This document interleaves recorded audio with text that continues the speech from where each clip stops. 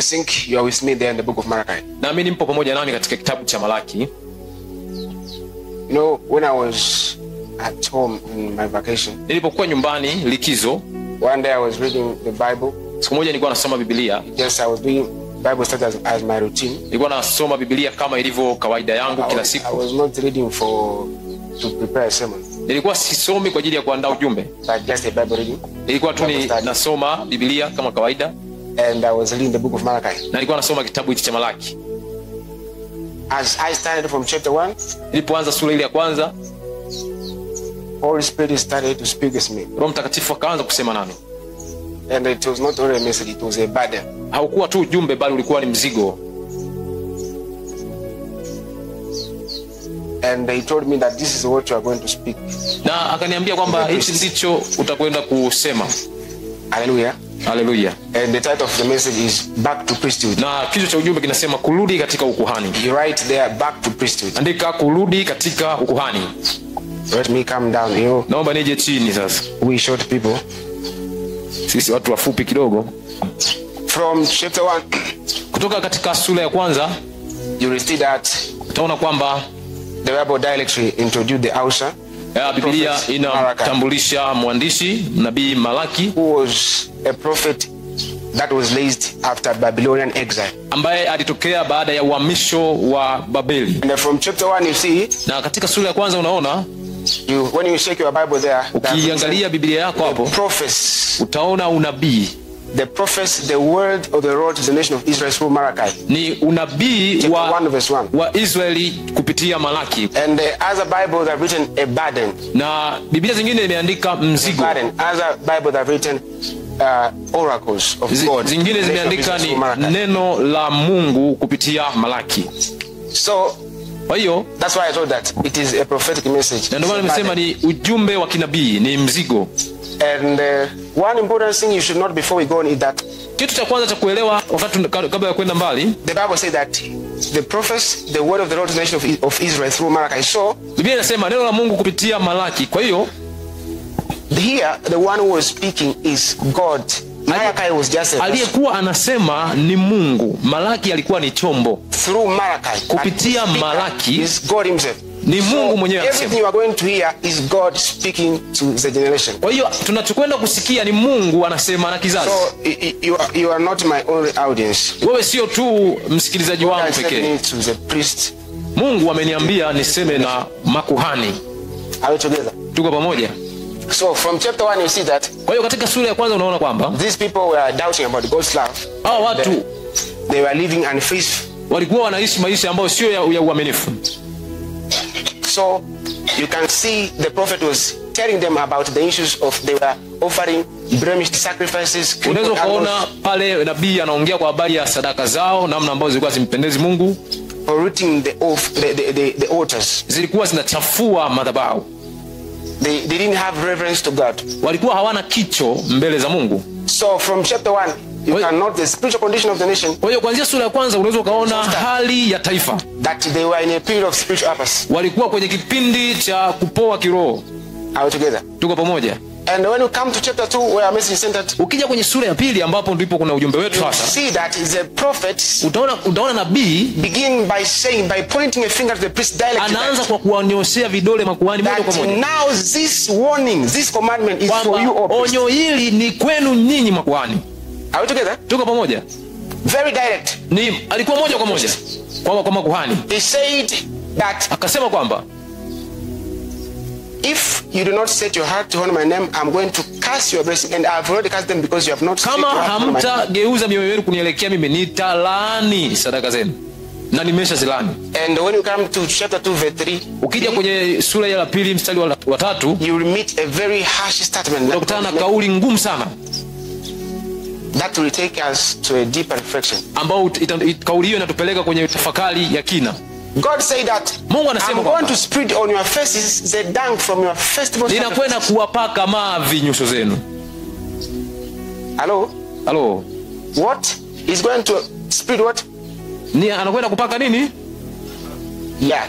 So you can ask yourself that. Unaweza kujiuliza mwenyewe kwamba Mungu is about to spread Mungu yupo mbioni on the faces of the priest. Yupo mbioni kupaka mavi kwenye nyuso za. When I was reading, I said, sasa niliposoma nikasema I discerned the mood of God, that nikatambua hali ya Mungu pale. He was not happy, he was angry, very angry. Mungu alikuwa na hasira pale. When God is speaking, you don't only understand what he's speaking. Unajua you have also to know the mood. Mungu anaposema haupaswi tu kujua nini anasema, ili unatakiwa ujue hali alionayo wakati huo.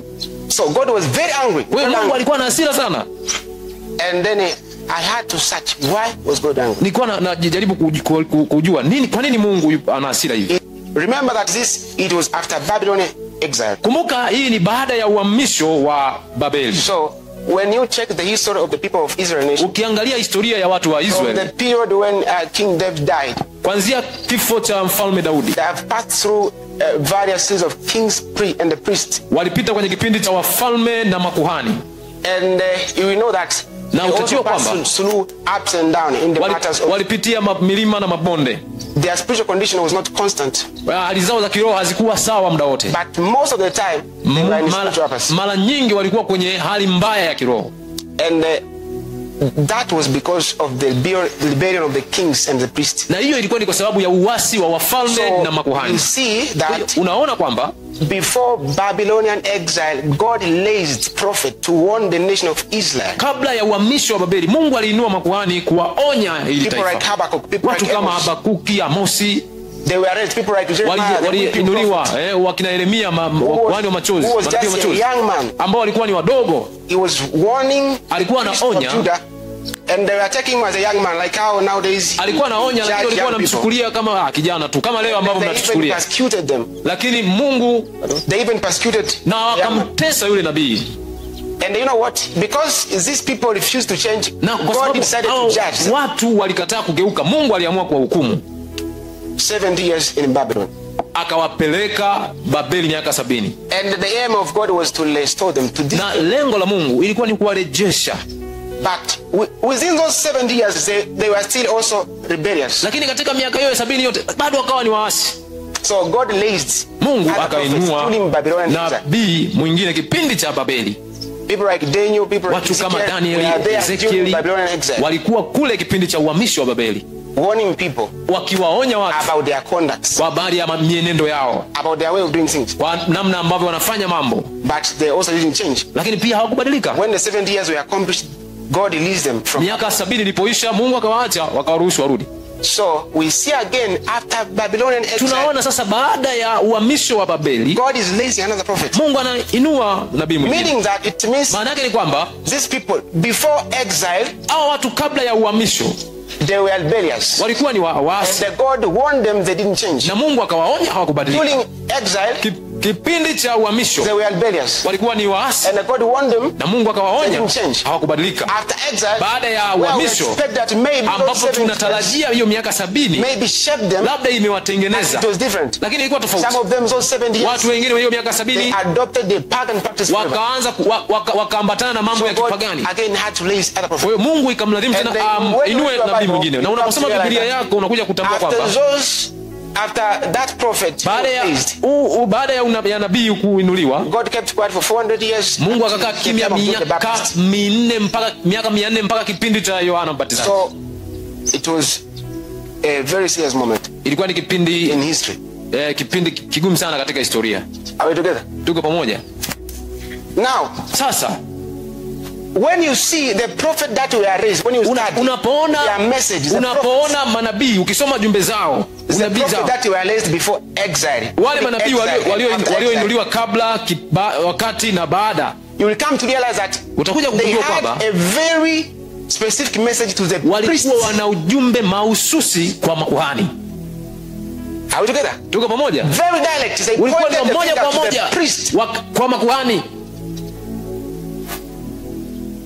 That's why even the prophet Malachi, hata nabii Malaki, now this one akasema onyo hili ni kwa ninyi makuhani. Why priest? Kwa nini makuhani? Why priest? Kwa nini makuhani? Let me explain a little bit. Naomba nieleze kidogo, nani kuhani ni nani? In the Old Testament, kipindi cha Agano la Kale, priests were people who were ordained to lead others in the matter of worship. Ni watu ambao waliwekwa kuongoza wengine katika mambo ya usuyo teaching ibada, the laws of God, kufundisha sheria ya Mungu, offering sacrifices, kutoa sadaka. So they were people who were separated. Kuna hawa ni watu waliotengwa and selected from the tribe of Levites. Na walitolewa kwenye kabila la Lawi. They were not mere men. Walikuwa sio watu wa kawaida. They were acting as a representative of God. Walikuwa wanasimama wakimwakilisha Mungu katika taifa. Protect the temple. Kulinda hekalu. Protect the spiritual condition of the nation. Kulinda hali ya kiroho ya taifa. These were the priests. Hawa ndio makuhani. Respected people. Watu ambao waliheshimiwa. But in this very context, lakini katika hali ya sasa, you are a priest. Wewe ni kuhani. And this message is not for all believers. Na ujumbe huu sio kwa kila muamini. Niko mahususi sana to the priest. Kwa makuhani. Na maanisha the leaders, viongozi, especially those people who are called in fivefold ministry, prophets. Ninamaanisha kwa wale ambao wapo katika zile huduma 5 za kanisa. Because now they are acting as people who lead others in the matter of worship. Hao ni watu ambao wanaongoza wengine katika mambo ya usuyo ibada. Are there to teach na ni watu ambao wa kufundisha na kusimamia sheria ya Mungu kwa taifa. So tell your neighbor you are a priest. Mwambie mwenzio wewe ni kuhani. And this message is for you. Na ujumbe huu ni kwa ajili yako. So now, sasa God was angry now to the priest. Mungu alikuwa na hasira kwa makuhani. So I want to tell you the problems that were existing. Matatizo yaliyokuwepo kipindi kile. Until God became angry. Mpaka yakamfanya Mungu akasirike. And as I'm going to mention those problems, na ninapokwenda kutaja hayo matatizo, I need you to just have an imagination or to calculate. Natamani ufanye utafakari that if God was angry, kama Mungu alikuwa na hasira in those days, katika hizo siku, because of those things that were happening, sababu ya mambo yalikuwa yanatokea, how about now? Vipi kuhusu sasa? Problem number 1, tatizo la kwanza, problem of lack of leverage. Kulikuwa kuna tatizo la kutokuwa na kicho mbele za Mungu. Kukosekana kwa kicho. When you say leverage, is a deep respect. Tunaposema kicho ni heshima ya hali ya juu. Most of the time it is used to refer the respect you give to a God. Na mara nyingi kicho ni heshima inayotolewa kwa Mungu. See in chapter 1, the prophet utaona katika sura ya kwanza told them that you offer blemished sacrifices. Akasema mnatoa sadaka ambazo sio kamili mbele za Mungu. Mnatoa sadaka vilema to God mbele za Mungu. And the problem was not a sacrifice. Na tatizo haikuwa sadaka. But because God does not eat meat. Kwa sababu Mungu hali nyama. But the thing they were offering was the sign of lack of what? Leverage. Lakini walichokuwa wanakitoa kilikuwa kinaonesha kwamba hawana kicho. That's why the prophet told them that. Na ndio maana you try to offer that to your governor. Pardon. Can you try to offer that to your governor? Na ndio maana nabii anasema mnaweza mkatoa hicho kwa maliwali wenu au viongozi wenu. He told them that can you try to offer that to your governor if you unaweza ukatoa hicho kwa kiongozi wako. So it seemed that they were worshiping God as culture. Muabudu Mungu kama utamaduni. As culture. Kama utamaduni. But not as a sign of love and happiness. Lakini sio kama kumpenda Mungu na kumheshimu. Are we together? Tuko pamoja. So hivyo the same thing that is happening in our generation. Kitu kile kile kinachotokea kwenye kizazi chetu. One of the most important thing in the area of worship. Moja ya kitu cha msingi katika eneo la ibada is leverance. Ni kicho. But when you check our generation, lakini ukiangalia kizazi chetu, we have reached the time. Utakuja kugundua kwamba tumefika wakati that we worship God as culture. Tunamwabudu Mungu kama utamaduni. Not as a son of honor and sio kama namna ya kumheshimu na kumpa utukufu Mungu. And this thing started from the priest, from the leader. Haya mambo yanaanzia kwa viongozi, makuhani. In this generation whereby you can find pastors, kwa sababu ni kizazi hiki, the time of ni kizazi hiki unakuta kuhani anakimbia kipindi cha ibada. Yeah, on Facebook. Yeah, wapo Facebook, wapo kwenye mitandao ya kijamii. Yeah, on WhatsApp, wapo kwenye WhatsApp, wapo kwenye Instagram. While the service is going on. Wakati ibada inaendelea. Something which you cannot do even to a president. Kitu ambacho huwezi kufanya hata mbele ya rais wako ukiitwa. When you see that if pastors can do those things, kama mchungaji anaweza kufanya vitu hivyo, you have to know that the condition is more worse to the hali ya kule nje ni mbaya zaidi. Coming to chapel as culture. Ibadani hapa kama utamaduni. Kwa sababu tunajua ni ratiba ya kila siku ambayo tumezoea kuifanya. Kwamba ikifika saa 7:50 chepo. Kwa hiyo people can respond to phone calls in. Kwa hiyo mtu anaweza akapokea simu chepo hapa. Lack of leverage. Kicho hakipo. Because there are things that you cannot do even to your normal respected man. Ambavyo huwezi kufanya kwa mtu ambaye unamheshimu, lakini tunafanya sisi. That is number 1. Hilo ni jambo la kwanza. Number 2. Jambo la pili. It was partiality in the matters of the law. Nilikuwa ni swala zima la kushika sheria. They were having partiality. They were not having justice. Walikuwa wanashika sheria ya Mungu kwa juu. So there was favoritism. Kulikuwa kuna upendeleo. The way a rich man was treated was different from namna ambavyo mtu mwenye pesa walivyokuwa wanamchukulia na namna ambavyo maskini walivyokuwa wanamchukulia. And you know, this happened because even themselves were compromising, so they treated people with partiality. Waliwatendea watu kwa upendeleo kwa sababu wao wenyewe walikuwa wana shida. So you can get the evidence when you go to the New Testament. Unaweza ukapata ushahidi ukienda kwenye Agano Jipya. You remember the book of John? Unakumbuka kitabu cha Yohana? There are leaders who went to Jesus. Kuna viongozi walienda kwa Yesu wakiwa na mshika mwanamke. Jesus, we call this woman in what? In adultery. Huyu mwanamke kwenye uasherati akiwa kwenye tendo. And they said, you know, according to the Moses law. Unajua kwenye sheria ya Musa wakamwambia. Meanwhile, they said wakati huo wanasema wakati huo and they just caught a woman only. Wakati huo wamemkamata mwanamke pekee. So it means that law was applying to a woman. Maana yake kwamba sheria tu ilikuwa inafanya kazi kwa mwanamke, sio mwanaume. So probably the man was a priest. Kwa hiyo huenda mwanaume alikuwa ni kuhani. Yes. So those things which were happening all the time started from the period of Malachi. Vitu hivyo vilivyotokea vilianzia kipindi cha Malaki. The same thing that happened today. Na ndio vitu hivyo vinatokea leo. There are some Pentecostal churches where baadhi ya makanisa ya Kipentekoste, the way rich people namna ambavyo mwenye pesa anafanyiwa na maskini anafanyiwa. When a rich man commits adultery, mwenye pesa akifanya uasherati, you say we need to use wisdom. Unajua inabidi uwe na hekima. Uwe na hekima. When they tell you this man is a fornicator, kwa bwana huyu bwana ni mwasherati au mzinzi, because you know that the one who is giving, unajua ndio yule anayetoaga mafungu, the one who is contributing more, na ndiye anayechangiaga sana. You know we have to use wisdom. Unajua anasema tuwe na hekima bwana. When a poor man fornicates, lakini wale wenzangu na sisi wa maskini, you come with a big Bible. Unakuja na Biblia kubwa. You know this church cannot tolerate. Hii kanisa haliwezi likavumilia haya mambo. The same things. Wakati huo kitu kile ndio vinatokea sasa. You know when God gave Moses the laws and bylaws. Unajua Mungu alivyompa Musa sheria zile kuu na sheria zile ndogo ndogo, govern the nation of Israel. Ziliongoza taifa la Israeli. Those laws were for all of them. Zile sheria zilikuwa ni kwa wote. They were not based on who is who. Alikuwa ziangalie nani ni nani. Even Moses himself had hata Musa mwenyewe alikuwa anatakiwa afuate sheria. As time goes, lakini siku zilivyoenda, those people started what? Wale watu wakaanza kufanya kuharibu zile sheria. So the same thing that we are doing nowadays. Na ndio tunachofanya katika siku zetu. Number 3. Jambo la 3. There was a problem. Kulikuwa kuna tatizo, sexual immorality and divorce. Zinaa au uasherati na talaka, kutalakiana. And this matters, na hii jambo started from the leaders, from the people. Lilianza kwa viongozi, makuhani. I can tell you. Naweza nikakwambia. It is from the book of Malachi whereby God expresses his sincere hate against divorce. Kwenye kitabu cha Malaki Mungu anaonesha namna gani anachukizwa na haya mambo. He said I hate divorce in the book. Anasema ninachukia kuachana. So the rate of divorce was high. Maana yake kasi ya talaka ilikuwa ipo juu sana. So you have to know that sexual immorality and divorce there. Mambo ya zinaa, ngono na talaka. When you see a community, in a community there's high rate of divorce, it means there is high rate of sexual immorality. Unapoona kwenye jamii kuna kiwango kikubwa cha watu kutalakiana, maana yake hata mambo ya zinaa yapo juu. Because kwa sababu major factors that cause divorce is immorality. Kwa sababu moja ya kitu kikubwa kinachosababisha talaka ni zinaa. And also when people divorce, they are going to find other.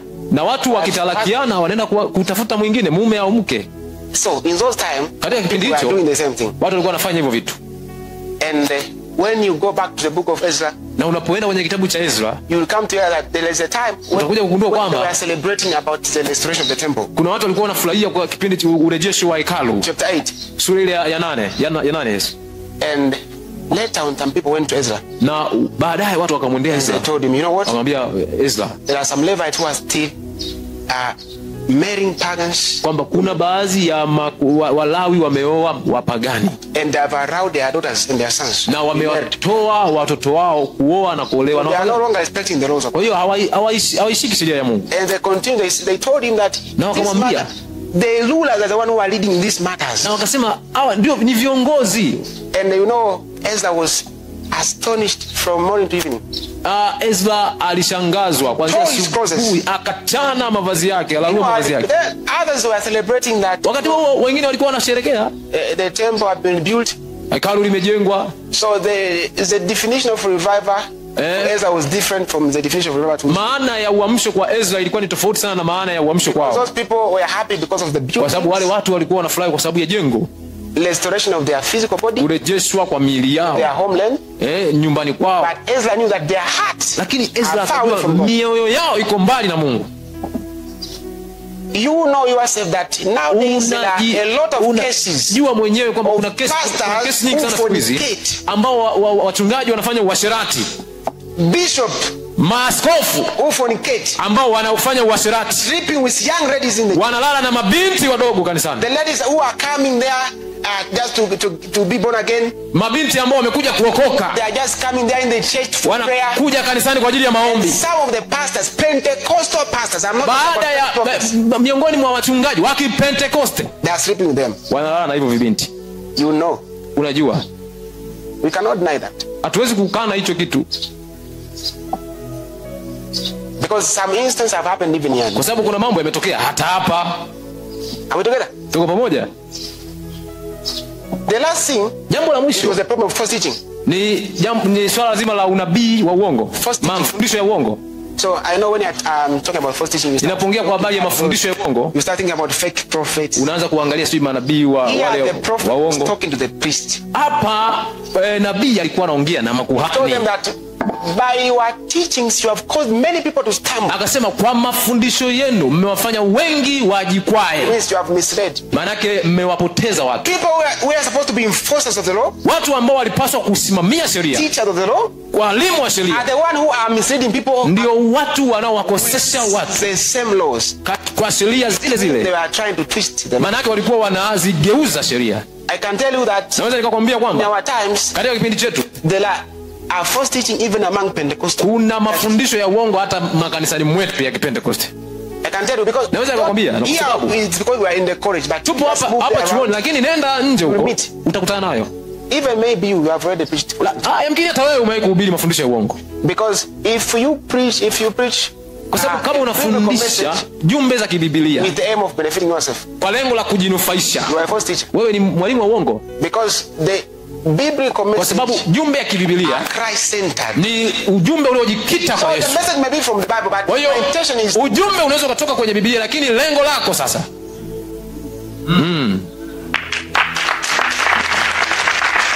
nowadays you can find a pastor.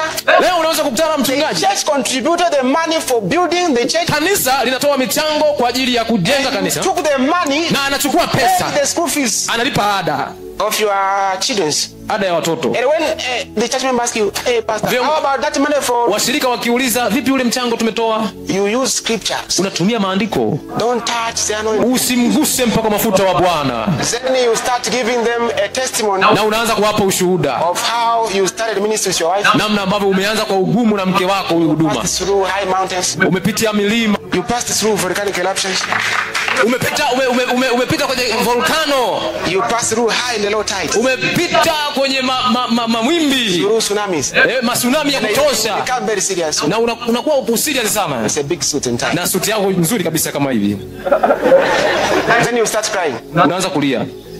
God have mercy. They don't know what Mungu wasamee kwa sababu hawajui. You are the one who do not know what you are doing. Lakini wewe pia haujui nini, wewe ndio haujui nini unaolifanya. You are a false teacher. Wewe ni mwalimu wa uongo. So the same problem that were happening lile lililotokea kipindi kile cha nyuma are happening now. Yanatokea sasa. And I can tell you that they are more worse. Naweza nikakwambia ni mabaya kuliko ya kipindi kile. So if God was angry, kama Mungu alikasirika with the priests of those na makuhani wa kipindi kile, how about the priests of sisi leo makuhani wa kizazi hichi? I can tell you that naweza nikakwambia Mungu ana hasira. Sure. Kabisa, hakika. God is angry. Mungu ana hasira. And you have to know that we are not okay. Na lazima tukubali kwamba hatuko sawa. We need to be restored. Tunatakiwa turejeshwe. We need to be restored. Lazima turejeshwe. And God told me that. Na Mungu akaniambia kwamba this message is for restoration. Ujumbe huu ni kwa marejesho wa urejesho. We need to turn back to the real priesthood. Lazima turudi na kurejea kwenye ukuhani wa kweli. Yeah. Yes.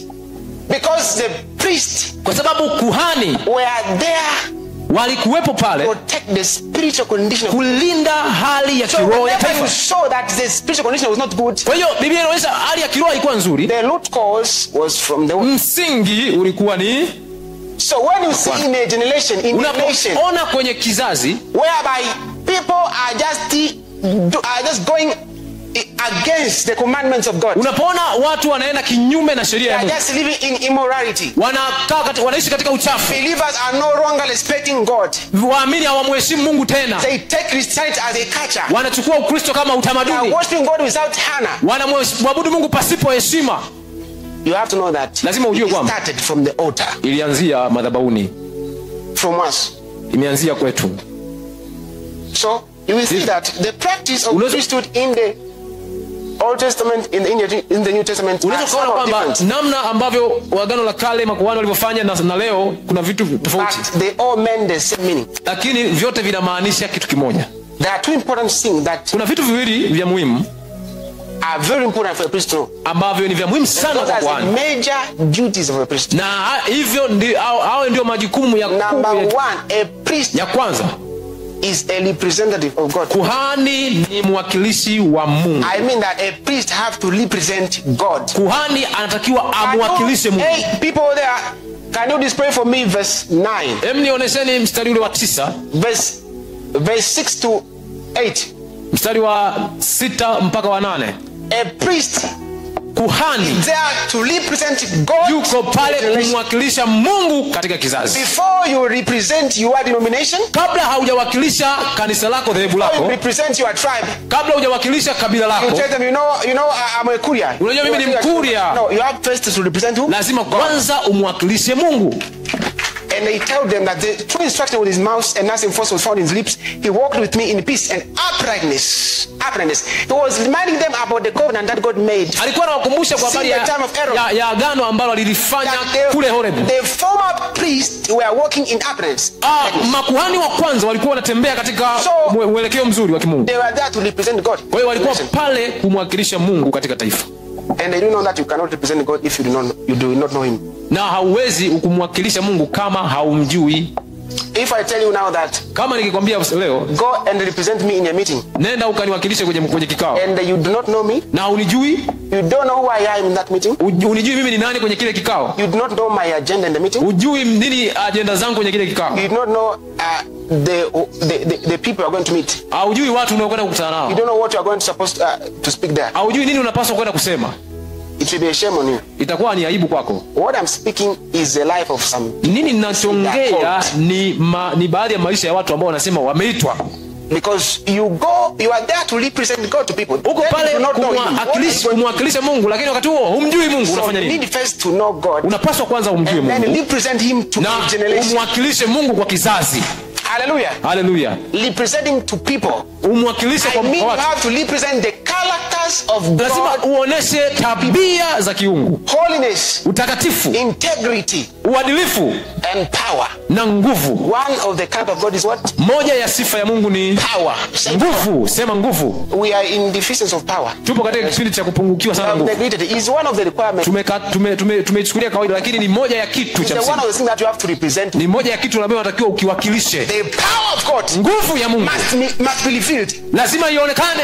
Don't tell people that God is powerful. Usiwaambie watu wa Mungu ana nguvu. They haven't seen it in you. Hawajaiona hiyo nguvu kwako. Are we together? Tuko pamoja. So the character of Christ, sifa ya Yesu, tabia must be seen inside of him. Lazima ionekane ndani yako. That's why Apostle Paul in the book of 1 Corinthians, Paulo anasema, he told the people that be imitators of me as I am of Christ. Nifuate mimi kama mimi ninavyomfuata Kristo. He had that confidence. Alikuwa na ujasiri. Because he knew that my life, kwa sababu alijua maisha yangu represents Jesus. Yanamwakilisha Yesu. You know, in those days, unajua kipindi kile there were no denominations. Palikuwa hakuna madhehebu. So if you say you are an apostle, ukisema wewe ni mtume, if you say you are a pastor, wewe ni mchungaji, the first thing you have to do is to represent Christ only. Kumuonesha Yesu pekee. I was reading, then I said, if it was today, a man of God saying that be imitators of me as I am of Christ. Kama leo tulikuwa kusema nifuate mimi kama mimi ninavyomfuata Kristo. Kristo. Say that you are proud. Watu wanasema unajiinua mtumishi. You are proud. So you are a perfect man. Umeanza kujiinua. Wewe ni mkamilifu. He's not proud. Sio kujiinua. He know his life. Anajua maisha yake. You know his life. Anajua maisha yake. Can you tell your church members? Unaweza kuambia washirika wako? So Apostle Paulo knew that his message, ujumbe wake Christ-centered, ni umejikita kwa Yesu. His life, maisha yake represent Christ and yanamwakilisha Yesu. That's why he had that confidence. Na ndio maana alikuwa na ujasiri. There is, if you live representing the character of Christ, ukiwakilisha tabia za Yesu. Many ways to explain to people about holiness because they see it in you. Hautatumia maneno mengi kuongea utakatifu kwa sababu wataona ndani yako. They learn from the way you live. Wanajifunza katika namna unaishi. From the way you live with your wife. Namna unaishi na mke wako. From the way you live with your husband. Namna unaishi na mumeo. From the way you have integrity in the church money. Una uadilifu katika fedha za kanisa. From the way you speak. Katika namna unavyozungumza. Because the Bible say that. Biblia inasema the lips of a priest ought to preserve knowledge. Ya makuhani yapaswa kuhifadhi maarifa. Because many will seek instructions from our mouth. Watu wataifuata sheria au maelekezo kutoka kwenye midomo. Because the priest is a messenger. Na kwa sababu huyu kuhani ni mjumbe au a priest is a messenger of the Lord. Kuhani ni mjumbe wa Bwana. Number 2. Jambo la pili. The duty of a priest is to connect people to kazi ya kuhani ni kuwaunganisha watu na Mungu. That's why return that verse. Rudisha lile andiko. Return the previous verse. Andiko la nyuma. The Bible says, and they turned many from what? From what? From sin. So they were representing God. Walikuwa wanamwakilisha Mungu. And then connecting them. Na lakini pia walikuwa ni kuwaunganisha. So they were taking them from darkness. Walikuwa wanawatoa gizani. From their sinful life. Kutoka kwenye maisha ya dhambi. To light. Katika nuru. Hallelujah. Hallelujah. You know the book of 1 Peter chapter 2. Unajua kitabu cha Petro wa kwanza sura ya 2. The Bible says that you are the chosen generation. Sisi ni uzao mteule. Loyal priesthood. Ukuhani, nation, peculiar people. Ukuhani wa kifalme. You are called to show forth his praise. Tumeitwa ili kuzitangaza fadhili zake. The one who called you from darkness. Aliyetutoa gizani. To his marvelous light. Na kutupeleka kwenye nuru yake ya ajabu. You know what happened? Unajua nini kimetokea? Come. Njoo. When Jesus came, Yesu alipokuja, he became fresh. Alifanyika kuwa mwili. And I can tell you why. Naweza nikwambia kwa nini alifanyika kuwa mwili. I can tell you. Naweza kukwambia. He became fresh. Alifanyika mwili. He was able to live the whole life. Lakini aliweza kuishi maisha matakatifu. So that you will not say that God himself he has to live whole life because he's not a man. Ili tusiwe na kisingizio kwamba yeye hakuwahi kuvaa huu mwili. Because he was a perfect man and a perfect God. Kwa sababu alikuwa ni Mungu kamili na mwanadamu kamili. The purpose of incarnation. Kwa hiyo lengo la umwilisho wanted to demonstrate ilikuwa ni kuonesha the character of God, tabia ya Mungu to people, kwa watu with this body. Kwa mwili huu. The same body that we are having. Mwili huu ambao tunao sisi. So when he came on earth, alipokuja ulimwenguni, started revealing the characters of God. Alianza kuzionesha tabia za kiungu. When people saw him, watu walipomuona, they understood holiness. Wakaelewa nini maana ya utakatifu. They understood what it means by the love of God. Wakaelewa nini maana ya pendo la Mungu. They understood the kindness of God. Wakaelewa fadhili ya wema wa Mungu. They understood the power of God. Wakaelewa nguvu ya Mungu. And you know what? Na unajua nini? Because he was able to reveal those characters. Ni kwa sababu alikuwa na uwezo wa kufunua hizo tabia zote. Attracted many. Akawavuta wengi. Then he connected them to God. Na akawaunganisha na Mungu. He turned them from their sin. Akawatoa katika dhambi zao. He brought them to light. Akawaleta katika nuru ya. That is a summary of what we are supposed to do. Hivyo ni ufupisho cha nini tunatakiwa tufanye. That is a summary of our responsibility as priests. Huo ni mfano wa majukumu yetu kama makuhani. If we do not stand in our position, na kama hatutasimama kwenye nafasi zetu and fulfilling our duties, na kukamilisha zamu zetu, I tell you that nakwambia kwamba we will lead people astray. Tutawakosesha watu. May you stand up? Msimama mali. You as a pastor, wewe kama mchungaji, one mistake you are doing, kosa moja unafanya, lead a lot of people astray. Unafanya watu wengi wakosea. Lead a lot of people. Unakosesha wengi. Because many people Kwa sababu watu wengi wanatuangalia, wanatujifunza kutoka kwetu. So any sin kila dhambi unafanya in secret, katika siri, affect many lives. Unaathiri maisha mengi. That's why today you can find that some people, they no longer trust people who call themselves pastors. Ndio maana leo watu hawaamini watu wanaojiita wachungaji au mitume au prophets au manabii, because there are some people who misuse. Kwa sababu kuna watu walikosea kwenye ofisi zao. But I'm praying that you shall not be among them. Lakini naomba usiwe miongoni mwao. May you start crying before the Lord. There is a restoration that is needed to this generation. Ambao unatakiwa kwa kizazi hiki. Fakte felinda gade kepalia zubre hantelia.